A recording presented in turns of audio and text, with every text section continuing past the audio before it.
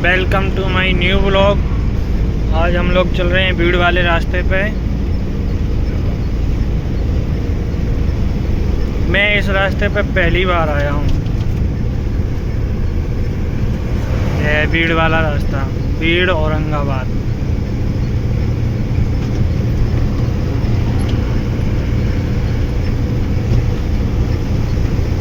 यार सामने से कार टेलर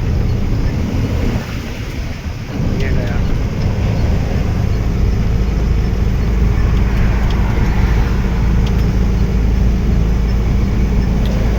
आज मैं 1 महीने बाद ब्लॉग डाल रहा हूँ। ये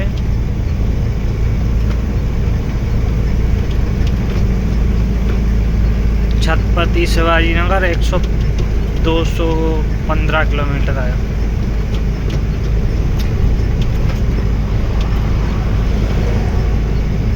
ये क्या चीज़ जा रही है, तो कितना बड़ा जा रहा है।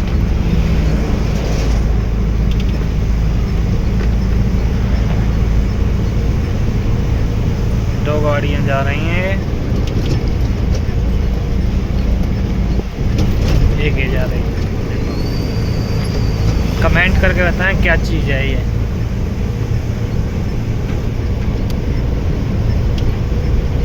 अभी हमारा सफ़र चल रहा है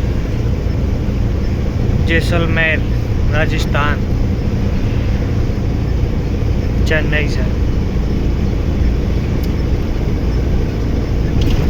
आज हमको तीसरा दिन है चेन्नई से चले हुए। गाड़ी में